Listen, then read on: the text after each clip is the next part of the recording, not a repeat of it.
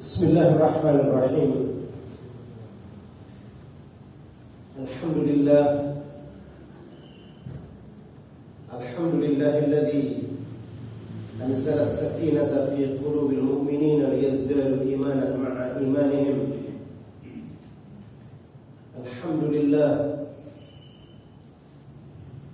khassana bi kitabillahi unzil وفضلنا بخير نبي بعث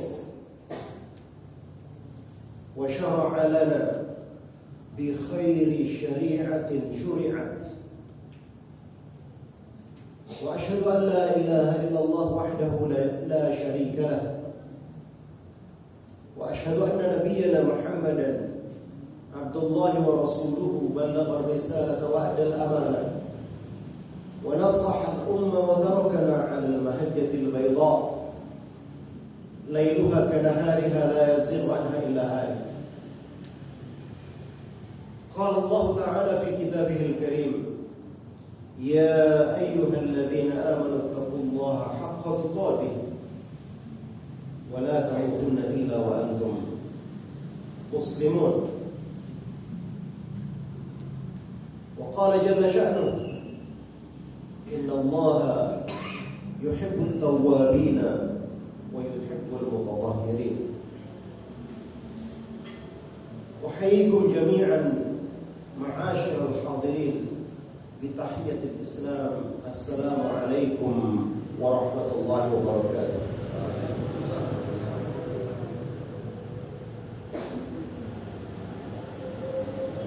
Tidak ada rasa syukur yang melebihi rasa syukur kita atas semua nikmat yang Allah berikan, terutama nikmatul ibadah, nikmatul iman. Karena li ajli hadza khuliqna, untuk tujuan inilah kita diciptakan. Alangkah malangnya orang-orang yang tidak pernah merasakan nikmatnya ibadah kepada Allah Azza wa Jalla, nikmatnya menghamba kepadanya. Karena sesungguhnya ini adalah fitrah kita sebagai manusia, di mana Allah Ta'ala menyebutkan dalam surah Ad-Dariyat: "Wa ma khalaqtul jinna wal insa illa liya'budun." Tidaklah diciptakan jin dan manusia kecuali untuk ibadah. Maka nikmat beribadah adalah nikmat yang tertinggi, di mana nikmat itulah perwujudan iman kepada Allah Subhanahu wa Ta'ala.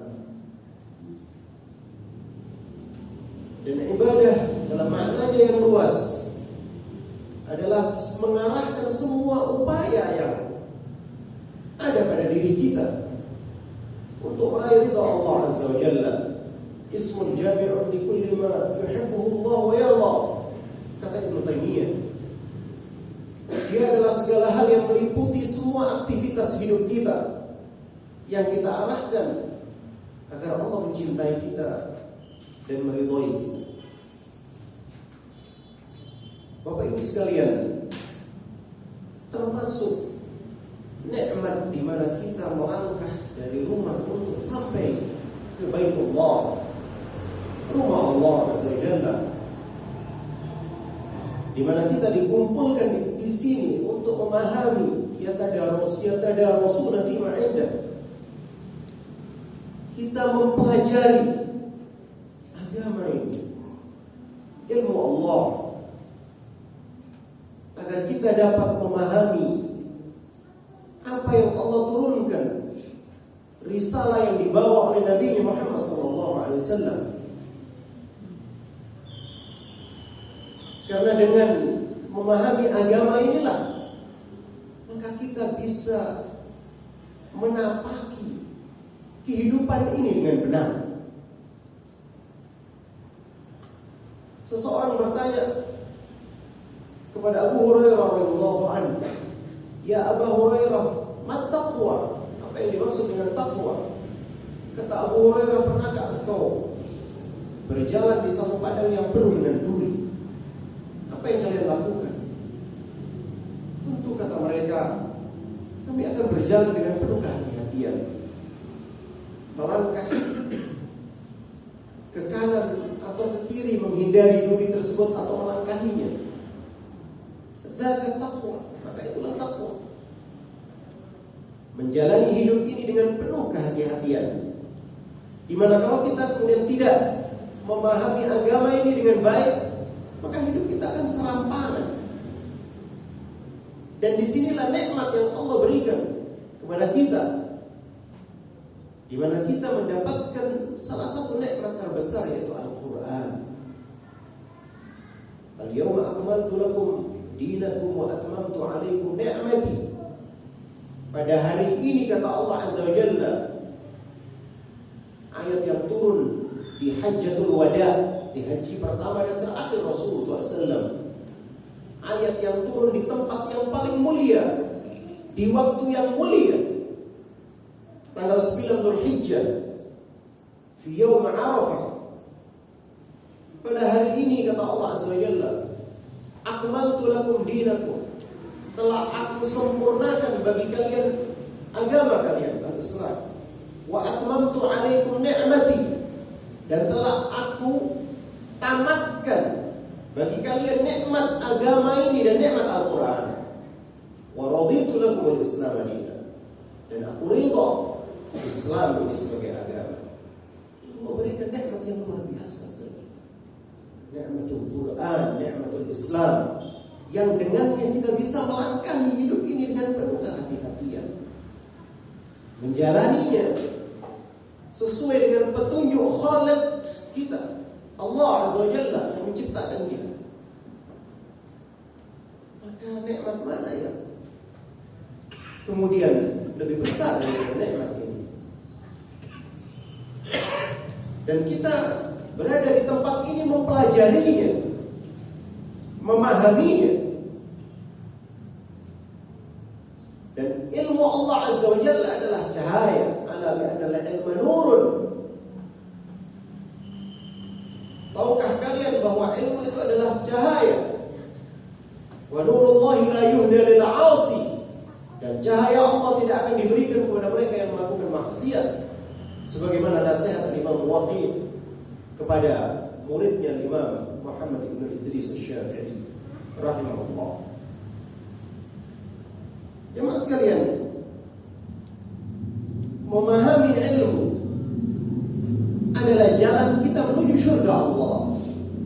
Wa man salaka tariqan yaltamisu fihi ilman sahalahu Allah lahu tariqan ila al-jannah. Barang siapa yang menapaki jalan yang dihiasi padanya ilmu Allah, maka Allah akan memudahkan baginya jalan ke surga. Maka kesanalah kita menatap ke surga Allah. Dan disinilah tempatnya, di Raudhatun min Riyadil Jannah, di taman-taman surga seperti ini, di mana orang-orang yang berkumpul di dalamnya mempelajari agama Allah, dibacakan padanya ayat-ayat Allah Azza wa Jalla, dan kemudian hadis-hadis Rasulnya Muhammad SAW. Illa wa nazalat alaihimus sakinah, akan turun dari Allah Azza wa Jalla sakinah, ketenangan, dan yang memberi ketenangan Allah. Maka kalau Allah Subhanahu wa ta'ala menjaga kita dengan ketenangan dalam hati kita, kita gak perlu kepada yang lain. Wallahu khairul hafidhah, dan Allah sebaik-baik penjaga. Khaffat alaihimul malaikah, malaikat kemudian melindungi orang-orang yang berada di majelis ta'lim itu, membentangkan sayapnya.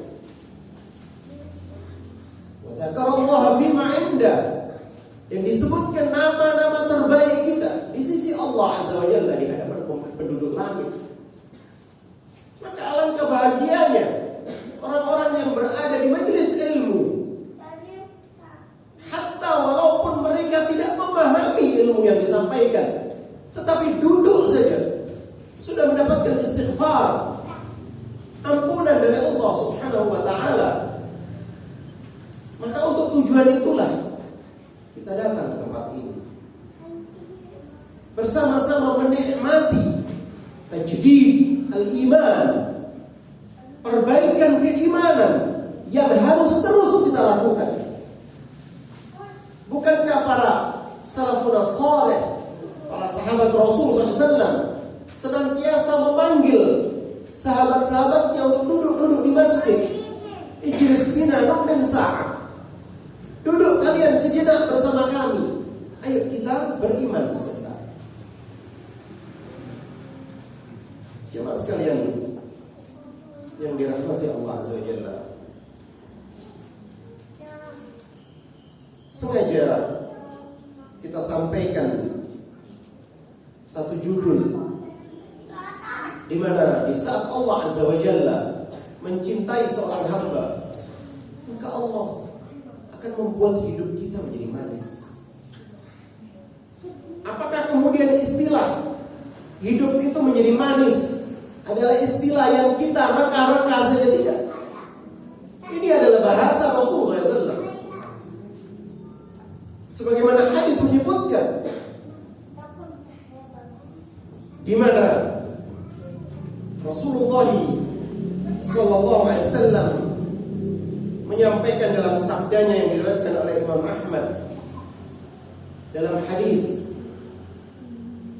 nomor 17.438. Qala Rasulullah sallallahu alaihi wasallam, Rasulullah sallallahu alaihi wasallam bersabda, "Idza arada Allah azza wa jalla bi'abdin khairan asala." Ada yang membaca as-salatu bitasydid. Apabila Allah Azza wa Jalla menghendaki kebaikan pada seorang hamba, maka Allah akan membuat hidupnya menjadi manis seperti madu. Asalahu, al-asal yakni madu.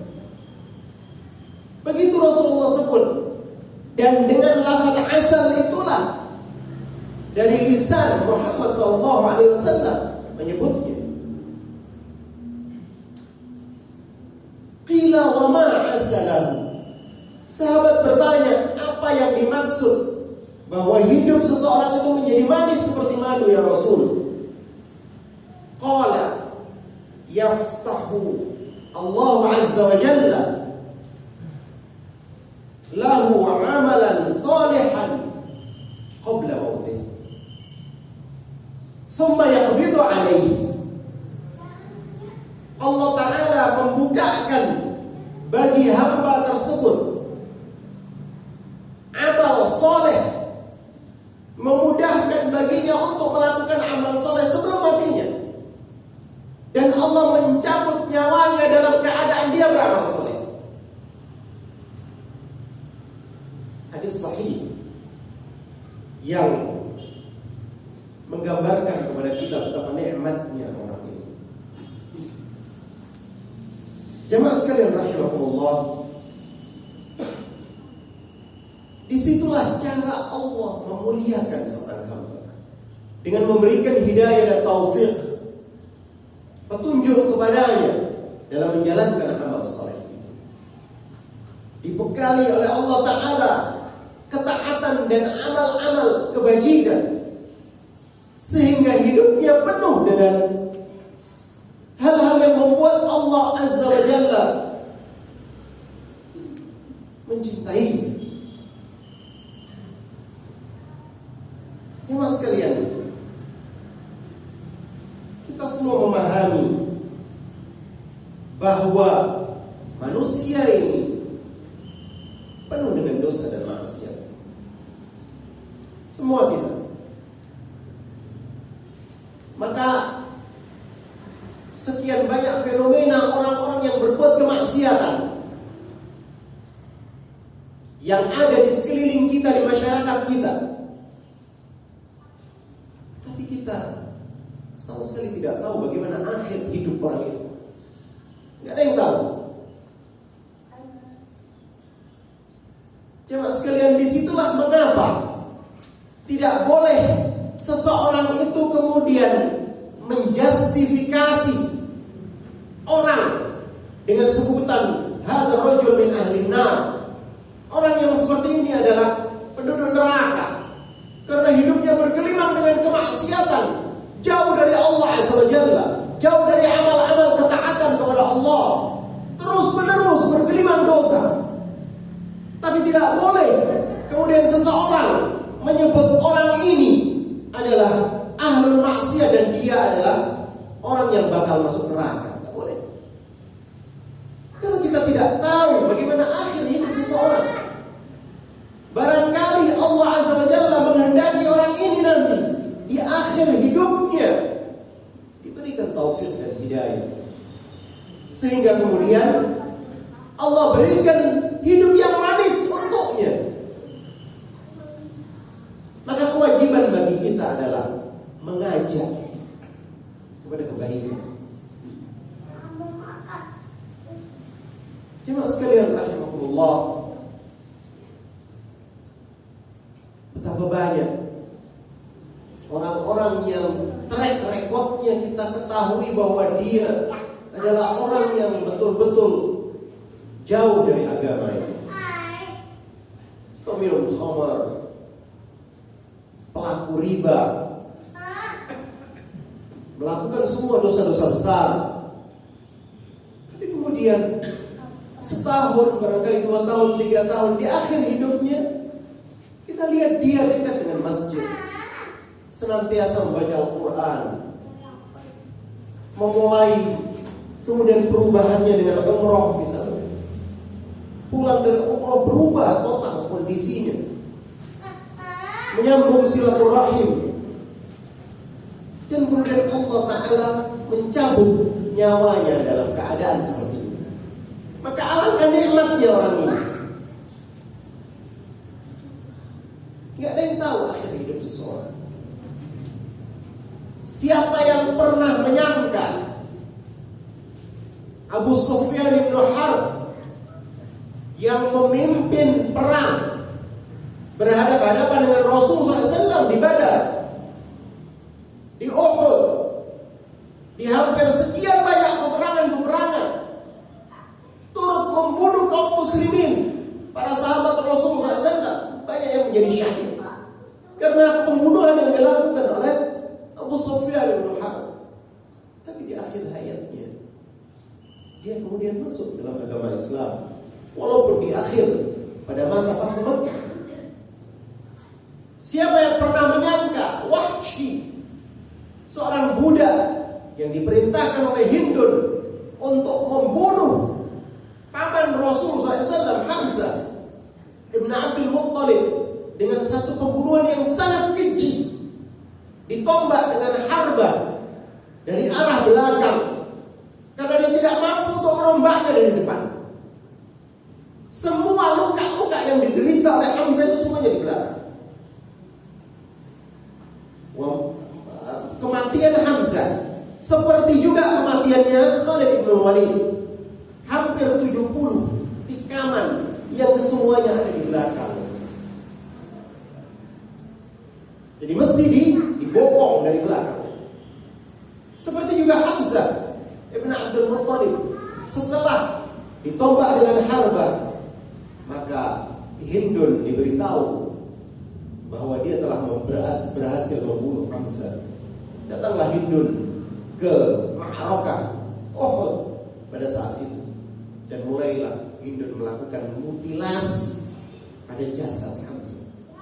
Dipotong hidungnya, dipotong telinganya, dikorek matanya, dibelah dadanya, diambil jantungnya, digigit-gigit sampai hancur dan disemburkan ke jenazah Hamzah yang mulia. Satu pembunuhan yang luar biasa. Tapi Wahsy di akhir hayatnya datang kepada Rasul Muhammad SAW untuk masuk Islam. Rasulullah SAW menerima keislamannya, tetapi Rasulullah enggan untuk melihat wajahnya lagi. Rasulullah meminta dia menceritakan bagaimana pembunuhan yang ia lakukan terhadap Hamzah. Setelah puas menangis, Rasulullah SAW mengatakan, Islammu aku terima, tapi jangan engkau menampakkan wajahmu di hadapanku.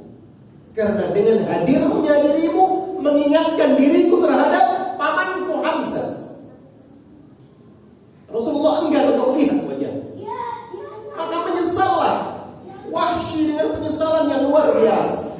Dan dia berjanji dengan harbah, dengan tombak yang sama, yang telah membunuh laki-laki terbaik, pembela agama Islam terbaik. Dia akan membunuh orang yang paling buruk dalam memerangi Islam. Dan benarlah sejarah mencatat dengan tombak yang sama Wahsy berhasil membunuh Musailamah Kadzdzab, nabi palsu yang mendakwahkan agama palsu dari Yaman dan kemudian mengumpulkan sekian banyak tentara-tentara dari sekitar kabilah-kabilah Arab pada saat itu untuk melakukan pemberontakan keluar dari agama Islam yang dimulai dengan cara enggan melakukan pembayaran zakat. Mereka tidak hanya tidak mau membayar zakat, tapi mani'uz zakat, ya, menolak hukum zakat, dan melarang orang untuk berzakat. Zakat itu kata mereka diterima oleh Muhammad SAW dan Muhammad sudah mati, kata. Maka tidak perlu kita bayar zakat, Muhammad sudah mati. Itu kata mereka. Jadi tidak ada satu orang pun yang tahu akhir hidup seseorang. Oleh karena itu, hendaknya kita semua berupaya dan berdoa kepada Allah Azza wa Jalla agar Allah memaniskan akhir hidup kita. Kita berdoa agar hidup kita ini berakhir dengan husnul khatimah.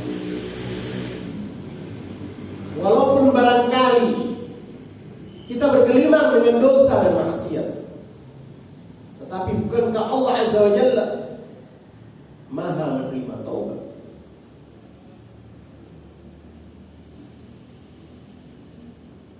Kalau kita memahami apa makna taubat itu, taubat adalah ar-ruju' an maksiatillah ta'ala ila ta'atihi. Ar-ruju', taubat itu artinya kembali dari kemaksiatan-kemaksiatan kepada Allah yang pernah dilakukan, kembali kepada ketaatan padanya. Itulah taubat. Dan taubat ini adalah satu amalan yang dicintai Allah. Makanya kalau kita melihat kenapa Allah Ta'ala menyebut orang yang Allah cintai itu as-salahu, Allah jadikan hidupnya seperti madu, maka kita cari apa hal yang dicintai oleh Allah. Di antaranya tentu adalah taubat. Kata Allah dalam Al-Quran di surah Al-Baqarah ayat 222, innallaha yuhibbut tawwabin wa yuhibbul mutatahhirin. Sesungguhnya Allah cinta pada orang yang tawwab, yang terus-menerus bertaubat. Wa yuhibbul mutatahhirin, dan Allah cinta dengan orang yang terus-menerus melakukan tathhir, pembersihan diri. Kenapa? Karena kita ini khata', kullu bani Adam khata'. Setiap anak Adam ini terus-menerus melakukan dosa. Bukan khati'. Kalau khati' satu kali berbuat dosa, tapi khata' terus-menerus, ya. Berulang, simtafir, terus. Ya. Makanya harus terus-menerus bertaubat. At-tawwabun. Ya. Jemaah sekalian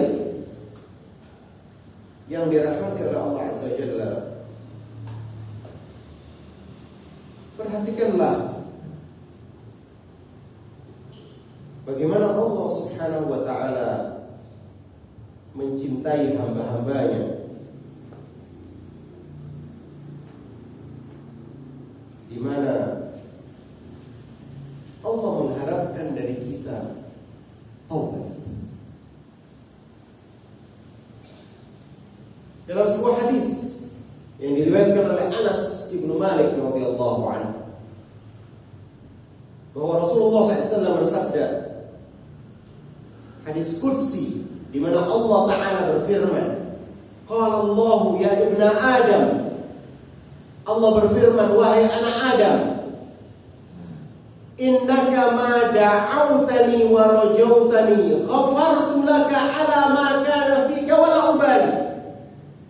Sesungguhnya jika engkau menyeru, mengharap kepada aku, menyebut ya Allah, ya Rabb, ghafartu laka, minta ampun kepada aku, kata Allah, maka aku akan ampuni maka nafika, ya, dan dengan apapun dosa yang engkau lakukan, wala ubali, dan aku tidak peduli. Begitu kata Allah. Ya ibna Adam, lau balaghat dhunubuka ana as-sama'i, wahai anak Adam, kalau dosa-dosamu itu mencapai sepenuh langit, ya. Tidak ada sudah orang yang dosanya seperti itu, ya, notok sepenuh langit.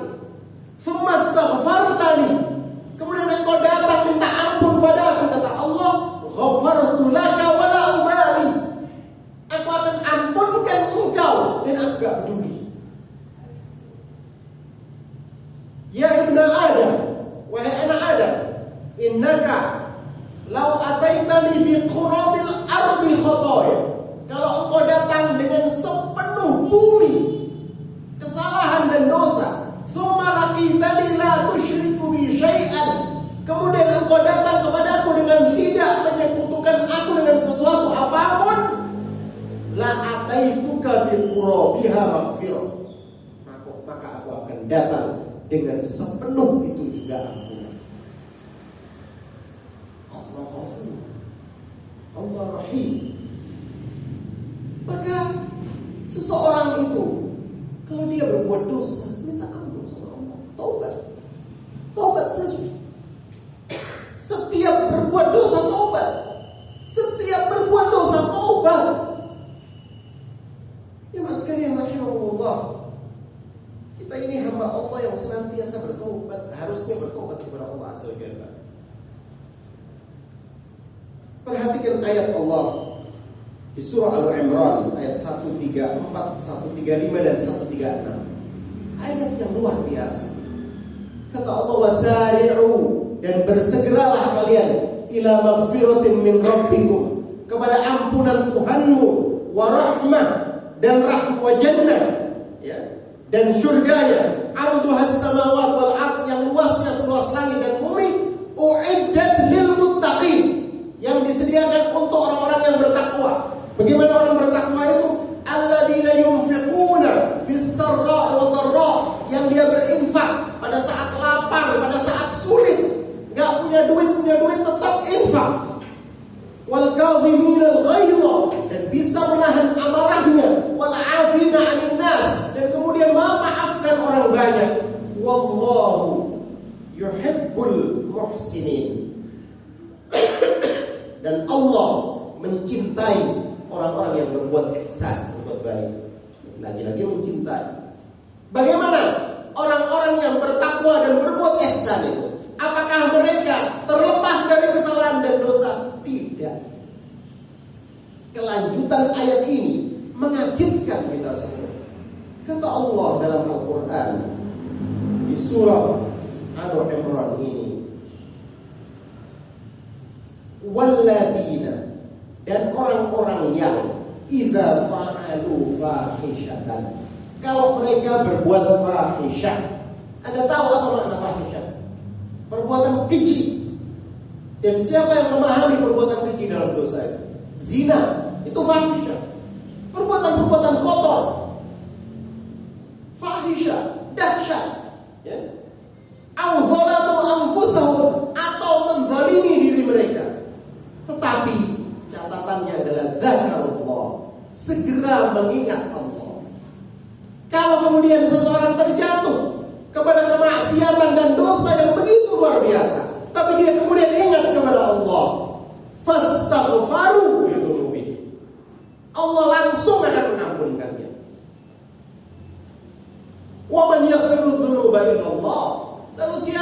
mengampunkan dosa itu kecuali Allah. Allahu Akbar.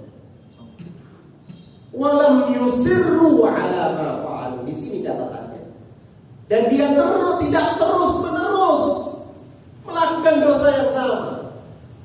Berhenti dia. Tahu ini maksiat. Mengingat Allah. Taubat langsung. Selesai. Allah ampuni. Walam yusirru ala ma fa'alu wa hum ya'lamun. Padahal dia tahu kalau itu dosa. Ulaika jazaohum maghfiratun min rabbihim. Bagi mereka jaza, ganjaran untuk mereka itu adalah ampunan dari Tuhan mereka. Wa jannatun tajri min tahtihal anhar. Dan sungai-sungai di surga, ya, yang mengalir di bawahnya air, khalidina fiha, di mana mereka kekal di dalamnya. Wa ni'ma ajrul 'amilin. Itulah sebaik-baik ganjaran buat orang-orang yang beramal saleh. Jemaah sekalian, semua kita adalah orang-orang yang berbuat dosa. Gak ada di antara kita yang terlepas dari itu. Gak ada yang di antara kita yang aman dari dosa. Kalau tidak ada yang berbuat dosa, maka Allah akan habiskan kita. Allah akan munculkan nanti kaum yang baru di mana mereka berbuat dosa dan Allah senang dengan taubat mereka. Semua kita. Makanya yang namanya kesempatan untuk mendapatkan al-asal, Allah yakni yu'assiluna, Allah membuat hidup kita menjadi madu, itu semua untuk kita. Bukan hanya untuk orang yang kita framing buruk, tapi untuk kita, karena kita mudhnimun. Kita adalah hamba-hamba Allah yang penuh dosa. Jangan merasa aman dengan itu. Makanya orang yang selalu berbuat dosa, kullu bani Adam khata', setiap anak Adam selalu berbuat salah. Wa khairul khata'ina tawwabun. Dan sebaik-baik mereka yang berbuat salah adalah mereka yang selalu bertaubat. Selalu bertaubat. Taubat. Jangan pernah lelah bertobat. Ustaz, besok mungkin saya bersalah dan berdosa lagi. Taubat. Taubati dosa itu satu persatu. Taubat. Coba, menarik sekali doa yang senantiasa kita baca, yang kemudian kita kenal dengan Sayyidul Istighfar. Allahumma anta rabbi. Ya Allah, Engkau adalah Tuhan. Ini pernyataan, i'tiraf. Ya, pernyataan bahwa Allah Ta'ala ini Tuhan kita. La ilaha illa anta. Tidak ada Tuhan kecuali Engkau ya Allah. Khalaqtani. Engkau yang menciptakan aku. Kita nyatakan bahwa kita ini hamba dan Engkau adalah Allah. Wa ana abduka, dan aku hambamu. Wa ana ala ahdika wa ahdika mastata'tu, dan aku terikat perjanjian denganmu dan terikat untuk melakukan amalan-amalan soleh yang Engkau tentukan. Mastata'tu, semampu optimal yang bisa saya lakukan. A'udzubika min syarri ma sana'tu. Aku berlindung padamu ya Allah dari buruknya amalan yang aku kerjakan. Aku ulaka bi ni'matika alayya. Aku ngaku ya Allah atas semua nikmat-nikmat yang Engkau berikan, kesehatan, kebaikan, fisik yang luar biasa, tapi aku pakai maksiat. Bukan aku pakai untuk melakukan ketaatan ya. Aku ulaka bi ni'matika alayya. Aku ngaku. Aku mengaku dengan nikmat-nikmat yang luar biasa yang Kau berikan. Wa abu'u laka bi dzanbi, dan aku mengaku dengan dosa yang aku lakukan. Bukan bi dzunubi, tapi bi dzanbi, satu dosa. Faghfirli, oleh karena itu ampuni aku pada dosa yang satu ini. Fa innahu yaghfiru dzunuba, fa innahu la yaghfiru dzunuba illa anta. Karena semuanya tidak ada yang mengampunkan dosa kecuali Engkau ya Allah. Tidak ada yang mengampunkan semua dosa-dosa kecuali Engkau. Kenapa? Bidzanbi. Kenapa satu dosa yang kita istighfar? Karena memang bertobat itu spesifik. Bertobat tobat itu semua dosa-dosa yang kita lakukan satu persatu, bukan dirut. Ya Allah, aku tobat pada semua dosa-dosa saya. Oke, lakukan itu. Tetapi ampun, mintalah kepada Allah ampunan atas semua dosa yang kita lakukan. Mukmin itu begitu dia berbuat salah dan dosa, zakarullah, dia ingat Allah. Di situ catatannya, zakarullah, dia mengingat Allah. Fastaghfaru li dzunubihim, baru dia akan mendapatkan ampunan dari Allah itu. Jamaah sekalian, dan itu adalah simak orang mukmin. Ya. Seorang mukmin itu hatinya adalah hati yang hidup, qalbun hayy. Inilah bedanya kita dengan orang-orang kafir dan munafik. Orang-orang munafik hatinya adalah hati yang sakit. Orang-orang kafir hatinya adalah hati yang mati. Hati kita ini hidup, walaupun kita berbuat salah karena kita insan, khata, berpotensi salah.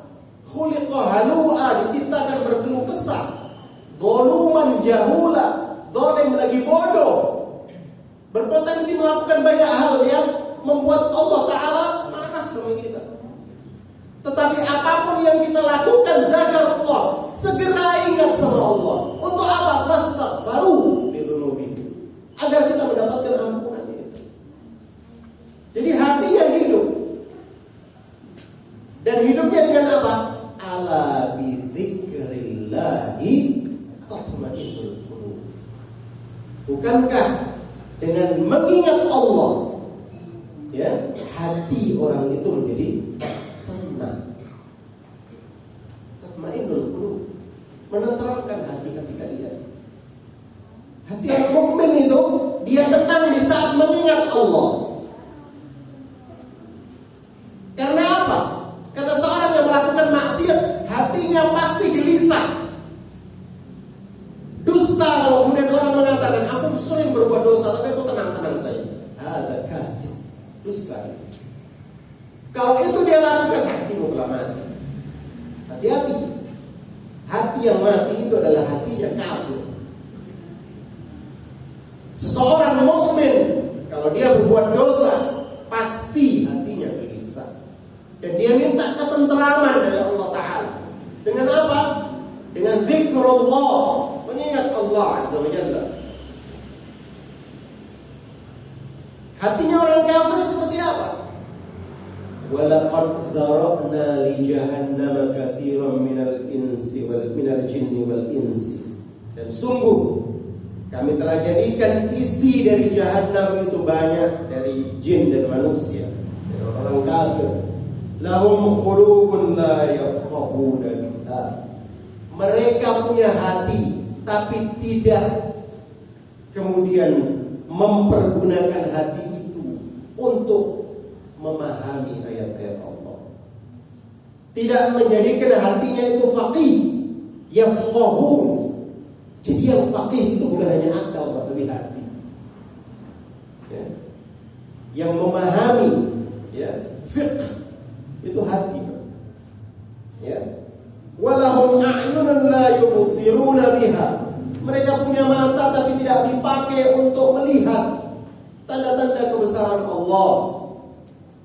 Ya. Matanya buta, tertutupi oleh dosa dan kemaksiatan. Dia tidak bisa melihat kebaikan. Yang dia lihat adalah keburukan-keburukan saja. Karena memang didasari oleh hati yang busuk, didasari hati yang tidak bisa memahami, tidak faqih, tidak bisa menangkap ayat-ayat Allah itu, tidak bisa menangkap hidayah itu, karena kekotoran hatinya. Walahum adhanun la yasma'una biha. Mereka punya telinga tapi tidak dipergunakan untuk mendengar ayat-ayat Allah. Ulaika kal an'am. Orang-orang seperti ini seperti binatang ternak. Balhum awal, akan tetap bahkan mereka ini lebih sesat dari binatang ternak. Ulaika humul ghafilun. Mereka inilah orang-orang yang ghafil, yang lalai. Orang kafir hatinya seperti ini. Hatinya munafik bagaimana? Fi qulubihim marad. Hati mereka ada penyakit. Fazadahumullahu marad. Dan Allah menambah, ya, menambah sakitnya hati mereka. Ya. Mereka tidak akan pernah merasa nikmat melihat kebaikan, melihat orang mukmin dalam kerukunan, sakit hatinya. Itu orang-orang munafik. Oleh karena itu jemaah sekalian yang dirahmati oleh Allah Azza wa Jalla, hati seorang mukmin adalah hati yang hidup. Al-qalbul musil billah, hati yang nyambung sama Allah. Itu hatinya orang mukmin. Ya, al-qalbul muqin bi liqa'ihi wa hisabih, hati yang yakin untuk bertemu dengan Allah. Hati yang yakin bahwa dia akan dihisab oleh Allah. Itu hatinya orang mukmin. Kalau orang yang tidak mukmin, yang tidak punya iman, dia tidak merasa bahwa nanti setelah mati ada hisab. Dia tidak merasa bahwa dirinya akan bertemu dengan Allah. Bahkan tidak ada keinginan untuk bertemu dengan Allah. Orang kafir mana dia punya keinginan untuk bertemu Allah? Wa man yarju liqa'a rabbih, maka barang siapa yang yarju, yang menginginkan dengan keinginan yang luar biasa, yang mengharap-harap untuk bertemu dengan Rabb-Nya Allah, falyamal amalan salihah, maka ia akan beramal soleh dengan amal soleh yang lain.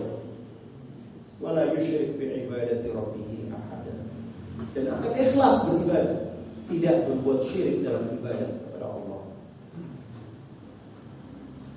Inilah yang mendorong kita untuk beramal soleh.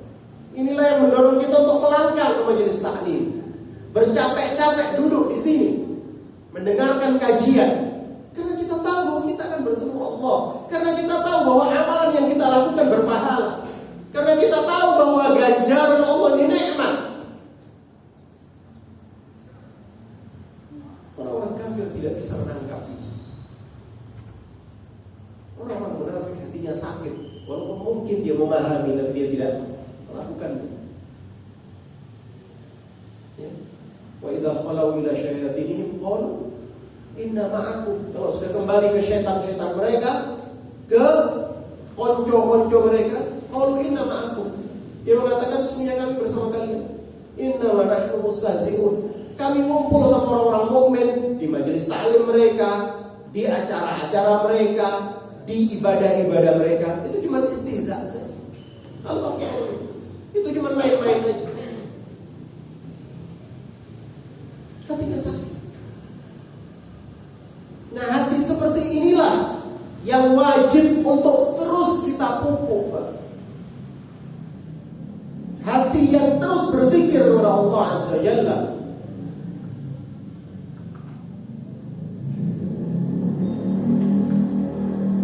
Al-qalbur raji bi rahmatih, hati yang senantiasa mengharap rahmat Allah. Ini hati hidup. Yang ketiga, innal ladzina amanu wal ladzina hajaru wa jahadu bi amwalihim wa anfusihim ulaika yarjuna rahmatallah. Dalam Al-Qur'an disebutkan, sesungguhnya orang-orang yang beriman, yang berhijrah, berjihad dengan harta mereka, dengan jiwa mereka, mereka lah orang-orang yang mengharap rahmatnya Allah. Hati yang mengharap rahmat Allah, itu hatinya orang mukmin. Al-qalbul khaif min iqabi, hati yang takut dari iqab, dari hukuman Allah. Mau maksiat mikir, kalau saya melakukan dosa, nanti kalau saya diazab sama Allah gimana? Karena dia yakin bahwa surga itu ada hak, bahwa hukuman Allah itu hak, bahwa yang namanya azabul kubur itu hak. Kenapa coba? Seorang sahabat Rasulullah SAW yang sangat dicintai oleh Rasulullah, Utsman bin Affan radhiyallahu anhu, menantunya Rasulullah SAW, di mana tidak ada manusia seperti dia dalam hal ini. Karena dialah manusia yang menikahi dua putri Rasulullah SAW. Mana ada manusia seperti itu? Menikahi dua putri Rasulullah SAW. Beliau menikah dengan Ruqayyah bintu Muhammad sallallahu alaihi wasallam radhiyallahu anha. Dan pada saat terjadinya perang Badar, Ruqayyah berada di Madinah dalam kondisi sakit parah, di mana Rasulullah SAW memerintahkan kepada Utsman bin Affan suaminya untuk menemani Ruqayyah ini. Nangis Utsman, gak bisa ikut perang Badar. Ya Utsman, temani anakku ini Ruqayyah. Maka pahalamu menemani Ruqayyah adalah pahala yang sama dengan mereka ahli Badar. Ya, Allah. Makanya ada yang menfitnah Utsman bin Affan yang gak ikut perang Badar katanya. Setelah Ruqayyah itu kemudian meninggal dunia, setelah beberapa saat perang Badar itu terjadi, lalu Rasulullah SAW menikahkan kembali dengan salah satu putrinya, yaitu Ummi Kulthum. Bayangkan, satu manusia yang luar biasa yang pernah menikahi dua putri Rasulullah SAW. Tidak ada itu. Dan pada saat Sayyidatina Ummi Kulthum radhiyallahu anha meninggal dunia, datanglah Rasulullah SAW pada Utsman bin Affan. Ya Utsman, kalau seandainya aku punya seorang putri lagi, aku nikahkan dengan Allah. Utsman yang membeli surga sekian kali, memberi surga pada saat Rasulullah SAW menyampaikan siapa yang membeli sumur rumata maka baginya surga. Segera Utsman menyelesaikan itu, dibeli sama dia sumur milik orang Yahudi untuk kemudian diberikan, diinfakkan kepada kepentingan orang-orang mukmin, kaum muslimin seluruhnya. Siapapun boleh ambil. Pada saat perang Tabuk, Utsman datang kepada Rasulullah SAW dengan 900 kuda, dengan tamengnya, dengan pedangnya, dengan 900 kuda perang gagah-gagah. Kuda perang ini tidak sama dengan kuda biasa, Pak. Harganya sangat mahal. Datang Utsman dengan 900 ekor kuda. Senang Rasulullah SAW. Pada saat itu Rasulullah naik mimbar, "Man jahaza li ghazwati Tabuk falahul jannah." Barang siapa yang mempersiapkan untuk perang Tabuk baginya surga. Diobral sama Rasulullah SAW pada saat itu. Datang lagi Utsman membawa sekian ratus ekor onta. Ya, riwayat menyebutkan dalam Syiar A'lamin Nubala, dalam Rahimul Maktum, ya, Safiyur Rahman, Syekh Safiyur Rahman Mubarakfuri menggambarkan bahwa deretan onta itu sejauh mata memandang, di mana setiap pelana onta itu ada minyak saminnya, ada kemudian tepung gandumnya, ada makanan-makanan untuk perbekalan orang-orang perang Tabuk. Datang lagi Rasulullah naik mimbar lagi karena persiapan perang Tabuk di masa Paceklik. Belum cukup ini untuk memenuhi itu semua. Kata Rasulullah SAW, "Man jahaza li ghazwati Tabuk falahul jannah." Pulang lagi Utsman datang dengan membawa 1000 dinar uang emas. 1000 uang emas, 1000 dinar. Kemudian dimasukkan ke sarungnya. Rasulullah SAW ditumpahkan begini dengan penuh kesopanan. Kata Rasulullah, "Bah, hada malun rabih." Hebat ini harta yang banyak.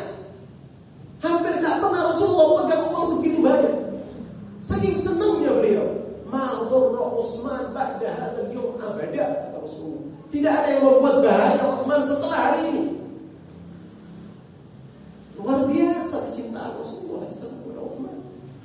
Utsman seorang yang sangat sopan, di mana pada saat Rasulullah SAW duduk bersama putrinya, bersama istrinya Aisyah radhiyallahu anha, datang Abu Bakar As-Siddiq masuk. Rasulullah duduk dalam keadaan santai, selonjor, di mana sebagian pahanya itu tersingkap. Santai saja Rasulullah duduk. Namanya duduk dengan istri. Abu Bakar masuk, abahnya Aisyah radhiyallahu anha. Silakan masuk, kata Rasulullah. Rasulullah tidak merubah duduknya, karena dia tahu siapa Abu Bakar. Santai saja dia, temannya Abu Bakar, mertuanya pula. Pada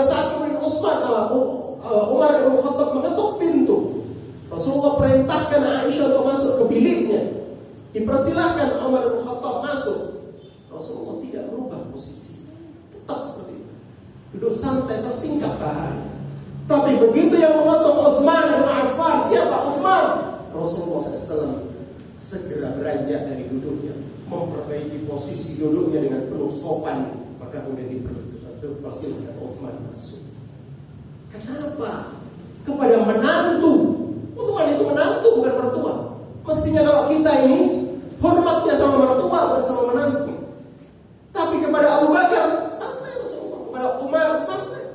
Tapi kepada Utsman dipasang posisinya dengan penuh sopan. Karena Utsman adalah rajulun adib, orang yang sangat sopan, sangat pemalu.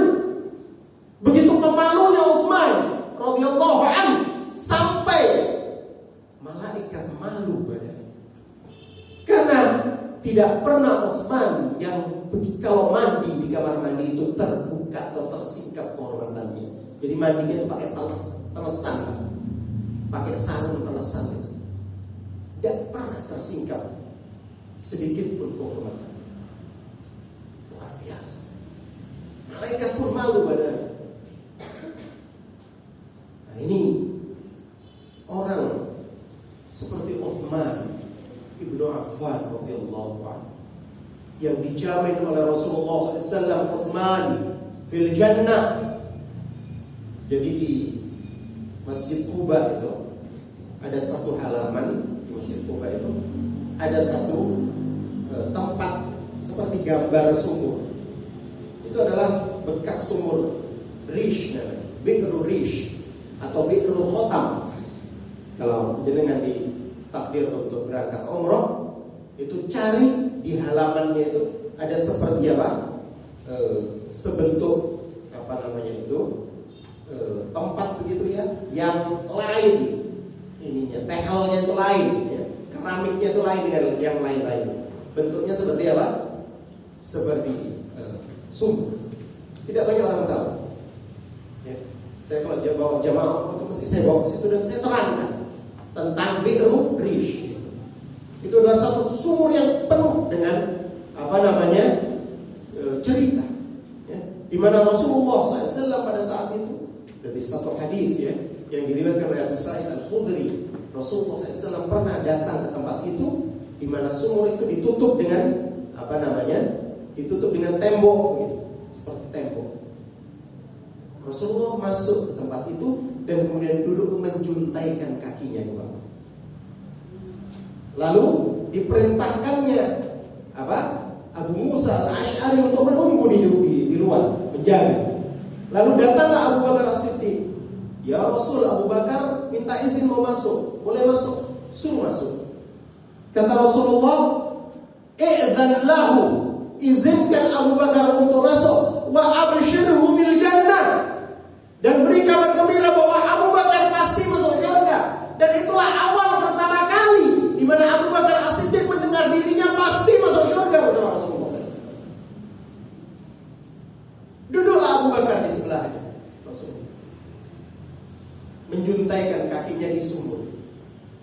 Lalu datanglah Umar bin Khattab radhiyallahu anhu. Rasulullah SAW diberitahu oleh Abu Musa Al-Asy'ari, "Ya Rasul, Umar mau masuk, diizinkan enggak?"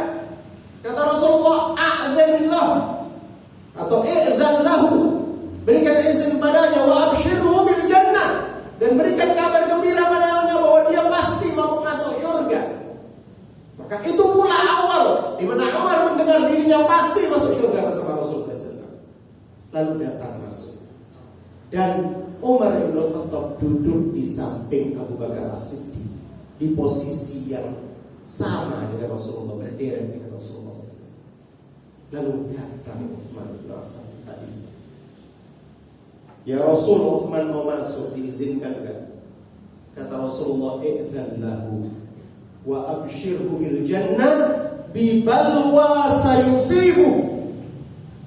Izinkan dia masuk ya Abu Musa, dan berikan dia kabar gembira bahwa dia pasti akan masuk surga dengan bala, ujian dan cobaan yang akan menimpa dirinya. Lalu Utsman masuk dan duduk di hadapan Rasulullah tidak berderet dengan beliau. Inilah kemudian yang menjadikan isyarat bahwa kubur Rasulullah SAW berdampingan dengan kubur Abu Bakar As-Siddiq, di mana Abu Bakar As-Siddiq radhiyallahu anhu dimakamkan ya di pemakaman yang sekarang masuk dalam Masjid Nabawi di sebelah pojok sebelah kiri itu, persis di sebelah bahunya Rasulullah SAW dimakamkan di situ. Dan di sebelah bahunya Abu Bakar As-Siddiq itu jenazahnya Sayyidina Umar bin Khattab radhiyallahu anhu. Sedangkan Utsman di mana? Utsman di Baqi. Utsman dikuburkan di Baqi. Oleh karena itu duduknya dia di hadapan mereka, tidak berdampingan dengan mereka. Ini isyarat. Ini isyarat bahwa mereka nanti akan meninggal berdampingan seperti itu. Sedangkan Utsman di Baqi, di seberang dari Masjidil Nabawi, di seberang kuburan Rasulullah SAW, bersama 10.000 para sahabat dan 10.000 para tabi'in, bersama putra-putri Rasulullah SAW dan istri-istrinya dimakamkan seluruhnya di Baqi, kecuali Sayyidina Khadijah, ya Sayyidatina Khadijah dan Sayyidatina Maimunah. Sayyidatina Khadijah dimakamkan di Ma'la dan Sayyidatina Maimunah dimakamkan di antara perjalanan Madinah ke Jeddah. Sementara seluruh putri-putri Rasulullah SAW juga dimakamkan di Baqi, mulai dari Zainab, Ruqayyah, Ummi Kulthum sampai Fatimah. Dan salah satu putra Rasulullah SAW dimakamkan juga di Baqi. Kalau putra Rasulullah yang pertama Qasim dan Abdullah dimakamkan di Mekah karena mereka semua meninggal waktu kecil. Begitu juga dengan Ibrahim, putra Rasulullah SAW yang meninggal di Madinah, dimakamkan juga di Baqi.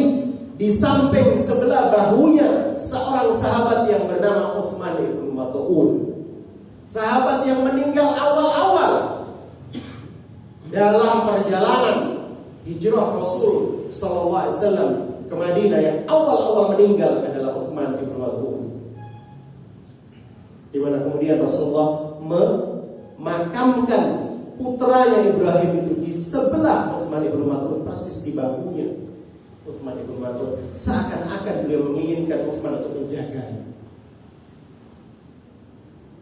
10.000 tabi'in juga dimakamkan di situ.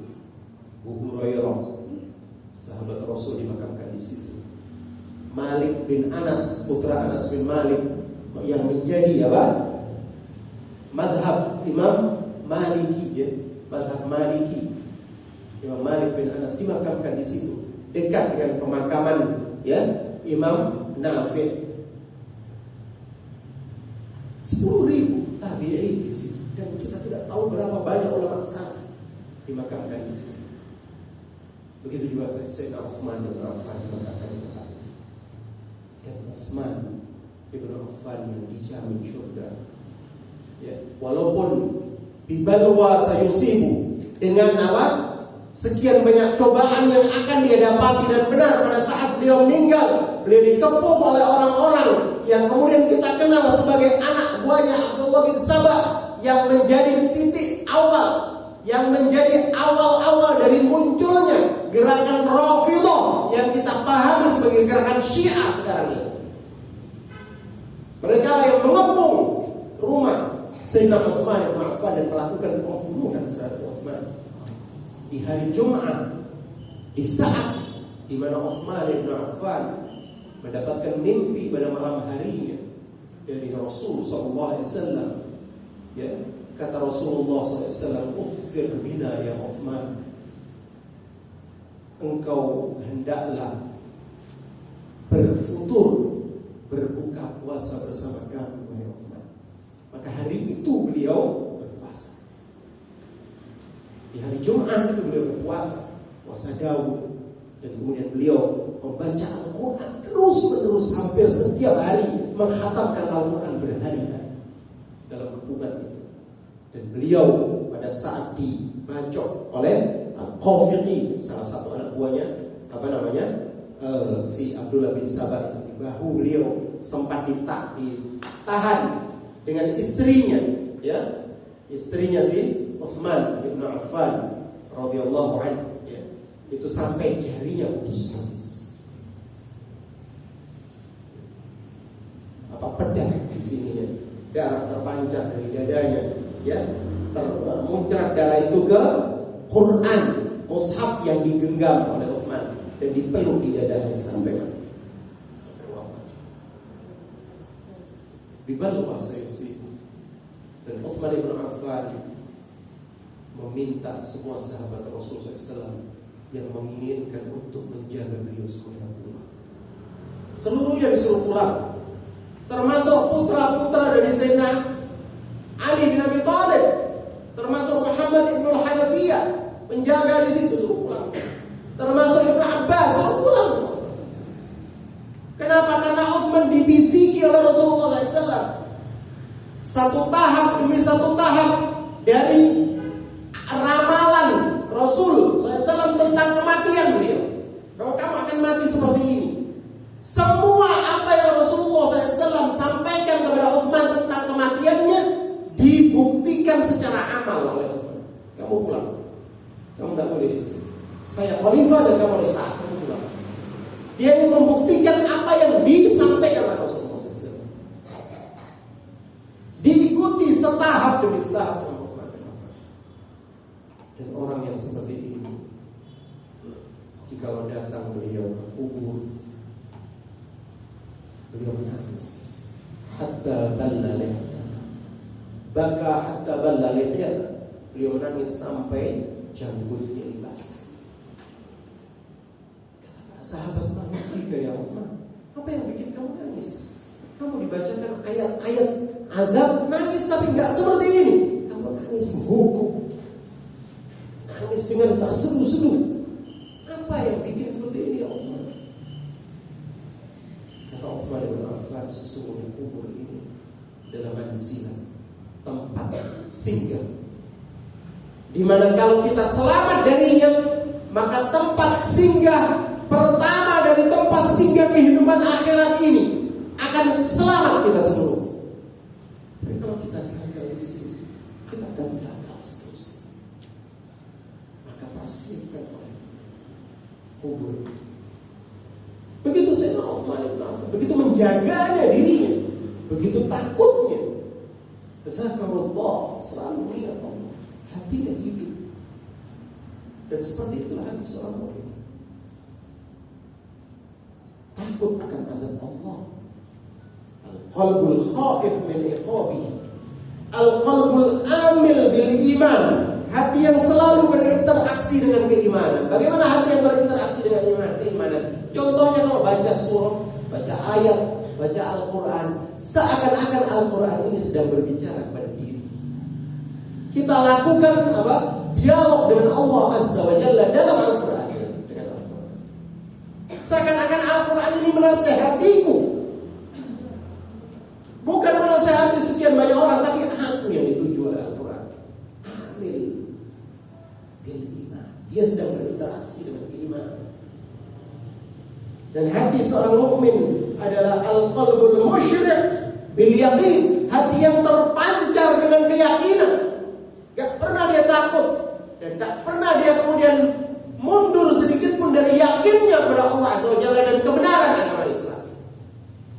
Tidak ada keraguan padanya. Itu hati orang beriman. Hati yang seperti ini yang mendapatkan pantas kemudian as-salam. Allah berikan akhir hidupnya seperti manis, seperti madu.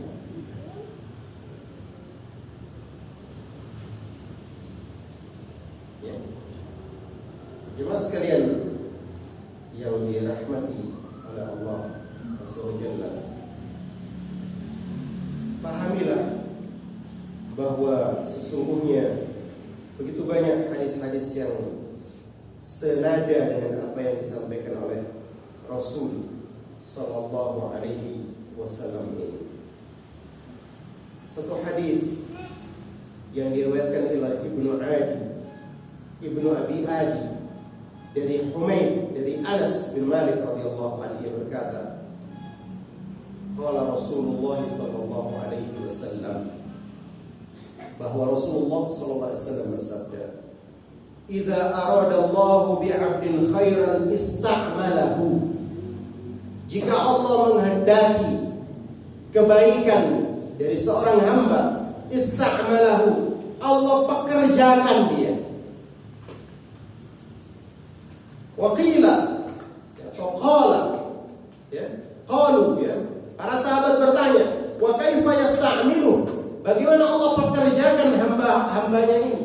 Qala yuwaffiquhu li'amalin salihin qabla mautih, yaitu Allah memberikan taufik, memberikan petunjuk untuk melakukan amalan-amalan soleh di akhir hidupnya sebelum meninggal. Dalam riwayat yang lain dari sahabat Rasul sallallahu alaihi wasallam, Umar al-Juma'i, anna Rasulullah sallallahu alaihi wasallam qala, adalah Rasulullah SAW bersabda, "Idza arada Allah bi'abdin khairan ista'malahu qabla mautih." Apabila Allah menghendaki kebaikan pada seorang hamba, maka Allah akan mempekerjakannya sebelum matinya. Fasa'alahu rajulun, seseorang bertanya dari kalangan satu kaum, "Ma ista'malahu?" apa makna mempekerjakannya? Qala yahdihillahu azza wa jalla, Allah Ta'ala azza wa jalla memberikan hidayah ilal amalis soleh qabla mautih, kepada amal soleh sebelum matinya, thumma yakbiduhu ala dhalik, kemudian Allah mencabut nyawanya dalam keadaan seperti itu. Dalam riwayat yang lain, Rasulullah sallallahu alaihi wasallam menyampaikan, "Idza aradallahu bi'abdin khairan ista'malahu." Kalau Allah menghendaki seseorang kebaikan, maka Allah akan mempekerjakannya. Qila wa ma ista'malahu, ditanya apa mempekerjakannya itu? Qala yuftahu lahu amalun soleh baina yaday mautih, dia akan dibukakan oleh Allah untuk melakukan amal soleh sebelum matinya, beberapa lama sebelum matinya, entah setahun, entah sebulan, entah 2 bulan. Hatta yardha anhu man haulahu, sampai orang-orang di sekelilingnya itu ridho sama orang ini. Yang tadinya marah, yang tadinya benci karena dia penjahat, karena dia preman, karena amalan-amalan buruk yang dia lakukan, maka Allah rubah hati orang-orang di sekelilingnya itu menjadi ridho sama orang. Ini yang dimaksudkan dengan as-salam, menjadikan hidupnya seperti manis. Jemaah sekalian yang dirahmati oleh Allah Azza wa Jalla, inilah yang sesungguhnya ingin kita dapatkan dari Allah Azza wa Jalla. Maka kewajiban kita untuk meminta pada Allah Subhanahu wa taala agar Allah memberikan kepada kita maghfirah dan ampunan. Oleh karena itu bertobatlah terus dengan taubat yang tulus, yang nasuh. Ya ayyuhalladzina amanu tubu ilallahi taubatan nasuha. Wahai orang-orang yang beriman, kata Allah di surah Tahrim ayat 8, bertobatlah kalian terus kepada Allah dengan taubat yang tulus. Tulus itu apa? Taubat yang dilakukan dengan ikhlas karena Allah. Taubat yang didasari dengan menyesali diri atas dosa-dosa yang dilakukan, dan kemudian berjanji untuk tidak mengulangi dosa yang dilakukan itu. Kata Malik ibnu Dinar, menangisi dosa-dosa itu akan menghapuskan dosa-dosa sebagaimana angin mengeringkan daun yang basah. Kemudian tidak terus-menerus, walam yusirru ala ma fa'al, tidak terus-menerus berbuat dosa yang sama. Kemudian taubat itu dilakukan pada saat dan waktu diterimanya taubat. Kapan itu? Malam yugharghir, sebelum ngorok, itu namanya yugharghir. Kalau sebelum dia ngorok, dicabut nyawanya, maka pintu taubat selalu terbuka. Ada satu doa yang terakhir, ada satu doa ampunan. Dan doa ini adalah doa versinya Abu Bakar As-Siddiq radhiyallahu anhu. Manusia terdekat, terkasih dengan Rasulullah SAW, pernah bertanya kepada Rasulullah, "Ya Rasul, siapa orang yang paling engkau cintai?" Abu Bakar. Kata Rasulullah. "Dan siapa perempuan yang paling engkau cintai?" Anaknya Abu Bakar, Aisyah. Jadi apa? Julukan atau kecintaan Rasulullah SAW kepada Abu Bakar itu sampai kemudian melibatkan wanita yang dicintai oleh Rasulullah SAW juga disebut putrinya Abu Bakar. Rasulullah tidak menyebut langsung Aisyah, tapi putrinya Abu Bakar. Saking cintanya Rasulullah sama Abu Bakar. Thaniyatnaini idhuma fil ghar. Dalam Al-Quran disebut dua orang yang berada di dalam gua Thur. Abu Bakar Siddiq bertanya kepada Rasulullah SAW, "Ya Rasulullah, alimni du'a'a ad'u bihi fi salati." Wahai Rasul, ajari aku satu doa yang aku bisa berdoa itu di dalam sholatku. Nah ini khusus, doanya dibaca di dalam sholat. Apa itu? Qala, Rasulullah SAW bersabda, mengajari, "Qul," bacalah wahai Abu Bakar, "Allahumma inni dhalamtu nafsi dhuluman katsira wa la yaghfiru dhunuba illa anta faghfir li maghfiratan min indika warhamni innaka antal ghafurur rahim." Allahumma inni dhalamtu nafsi, ya Allah sesungguhnya aku menzalimi diriku. Ini pengakuan, ini namanya i'tiraf, pengakuan dosa. Dzuluman katsira, dengan kezaliman yang banyak. Wala yaghfiru dzunuba illa anta, dan tidak ada zat yang mengampuni dosa kecuali Engkau. Faghfirli, maka ampuni aku ya Allah. Maghfiratan min indika, dengan ampunan dari sisimu. Warhamni, dan rahmati aku. Innaka antal ghafurur rahim, sesungguhnya Engkau Maha Pengampun lagi Maha Penyayang. Hafalkan doa ini Bapak Ibu. Baca doa ini di solat-solat kita. Pada saat kita sujud, saat dimana dekatnya seorang hamba dengan Tuhannya, Anda sujud pada saat sujud. Baca doa ini. Jadikan pegangan, karena doa ini adalah doa yang diajarkan manusia terbaik setelah Rasulullah SAW. Sehingga doa khusus yang diminta oleh Abu Bakar As-Siddiq kepada Rasulullah SAW ini menjadi doa pamungkas yang kita baca sebelum kita bangkit dari sujud terakhir. Kita membaca doa ini, Allahumma inni dhalamtu nafsi dhuluman katsira wa la yaghfiru dhunuba illa anta faghfirli maghfiratan min indika warhamni innaka anta al-ghafurur rahim. Ayo saya baca, jenengan ikuti.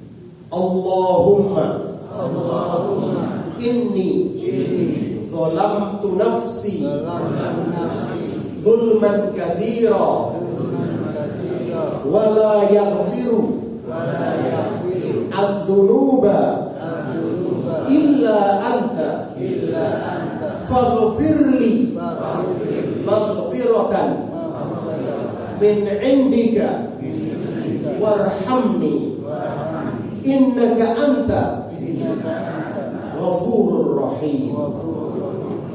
Allahumma inni dhalamtu nafsi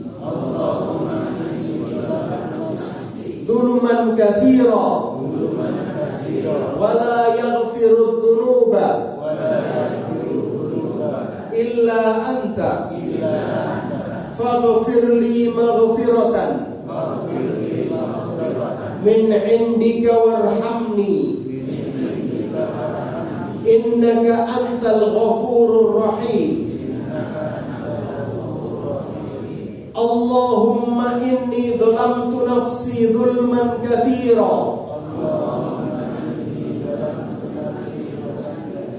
wa la yaghfiru dzunuba illa anta faghfirli maghfiratan min indika warhamni innaka antal ghafurur rahim. Mudah hafal ya. Bapak sekalian, hadis ini sahih diriwayatkan oleh Bukhari dan Muslim, muttafaqun alaih. Ya. Selain tentu saja kita berdoa kepada Allah Azza wa Jalla, juga perlu kita untuk melakukan sholat taubat. Ya, sholat taubat. Ada dasarnya, ada. Ya, dasarnya adalah hadis riwayat Tirmidzi, Abu Dawud, Ibnu Majah, yang disahihkan hadis ini oleh Syekh Nasiruddin Al-Albani. Ya. Kata Rasulullah SAW, "Ma min 'abdin yudhnibu dhanban." Tidaklah seorang hamba melakukan satu dosa, fayuhsinu tahura, lalu kemudian dia bersuci, berwudu dengan baik, thumma yaqumu fayusalli rak'atain, kemudian dia bangkit dan melakukan salat 2 rakaat, thumma yastaghfirullah, lalu dia beristighfar minta ampun kepada Allah, illa ghafarallahu lahu, dan kemudian Allah pasti akan mengampunkannya. Thumma qara'a hadhihi al-ayah, lalu Rasulullah sallallahu alaihi wasallam membaca ayat ini, walladzina idza fa'alu fahishatan, dan orang-orang yang melakukan fahisyah, dosa-dosa dan kekejian, au dzalamu anfusahum, atau menzalimi diri mereka sendiri, zakarullah, lalu orang-orang ini mengingat Allah, fastaghfiru lidzunubi, dan Allah mengampuni dosa-dosa mereka. Ya. Itulah jemaah sekalian yang dirahmati oleh Allah Azza wa Jalla. Kita berdoa kepada Allah Subhanahu wa taala, semoga Allah memberikan kepada kita taubat dan ampunan-Nya, menjadikan lisan kita rotban an dzikrillah, selalu basah dari berzikir kepada Allah Azza wa Jalla, menjadikan hati kita musim billah, hati yang senantiasa nyambung kepada Allah, mengharapkan rahmat-Nya, yakin dengan semua ketentuannya, ridha terhadap Allah dan qadarnya, dan menjadikan hidup kita dimaniskan oleh Allah Subhanahu wa taala. Allahumma ja'al akhirah hayatina hayatan thayyibah. Ya Allah, jadikan akhir hidup kami ini adalah kehidupan yang baik. Allahumma ja'al akhirah kalamina bila ilaha illallah Muhammadur Rasulullah. Ya Allah, jadikan akhir ucapan kami ini adalah la ilaha illallah Muhammadur Rasulullah. Bismillahirrahmanirrahim. Hamdan syakirin, hamdan na'imin, hamdan yuafi ni'amahu wa yukafi mazidah. Ya Rabbana lakal hamdu kama yanbaghi li jalali wajhika 'azimi sultanik. Allahumma shalli wa sallim wa barik ala nabiyyina Muhammad wa ala alihi wa ashabihi wa sahbihi wa dhurriyyatihi. Allahumma ja'al jama'ana hadha jam'an marhuman wa tafarraqana min ba'dihi tafarraqan ma'suma. Allahumma la tada' lana fi maqamina hadha dhanban illa ghafarta, wa la hamman illa farajta, wa la 'ayban illa satarta, wa la daynan illa qadayta, wa la maridan illa shafayta, wa la hajatan min hawaiji dunya wal akhirah illa qadaytaha wa yassartaha ya arhamar rahimin. Allahumma ighfir lana dhunubana wa liwalidayna wa li jami'il muslimin wal muslimat wal mu'minin wal mu'minat al-ahya'i minhum wal amwat, innaka sami'un qaribun mujibud da'wat, wa ya qadiyal hajat ya Allah ya Rahman. Ampunilah semua dosa-dosa kami ya Allah. Kami mengaku dengan semua apa yang telah Engkau anugerahkan kepada kami dari nikmat-nikmat yang begitu banyak, yang seringkali kami tidak menjadikannya sebagai satu hal yang memperbanyak amalan-amalan saleh dan ketaatan padamu ya Allah. Kami seringkali menggolimi diri kami dengan semua kenikmatan-kenikmatan yang telah Engkau berikan itu ya Allah. Ya Rahman ya Rahim, ampuni kami ya Allah. Kami adalah hamba-hamba yang senantiasa berdosa dan bermaksiat. Ampuni kami, ampuni ibu bapak kami. Jadikan kami hamba-hambamu yang senantiasa taat kepadamu, taat kepada Rasulmu, dan berbuat ihsan kepada mereka. Jika mereka telah kembali kepadamu ya Allah, jadikan kubur-kubur mereka sebagai rawdatun min riyadil jannah, kebun dari kebun-kebun syurga, dan kumpulkan kami ya Allah denganmu di syurga Allah Ta'ala, di syurga Allah. Kumpulkan kami dengan Rasulmu, dengan para syuhada salihin, dan kumpulkan kami dengan semua bapak ibu kami dan keluarga kami di syurga ya Rahman ya Rahim. Ya Allah, berikan kami hidayah, jadikan akhir hidup kami adalah husnul khatimah. Jadikan akhir hidup kami adalah akhir yang manis, yang Engkau jadikan seperti madu, di mana Engkau mempekerjakan kami, Engkau meridhoi kami, dan Engkau menjadikan akhir hidup kami penuh dengan taufik dan hidayah dan beramal soleh. Dan cabutlah nyawa kami saat kami melakukan ketaatan padamu ya Allah ya Rahman.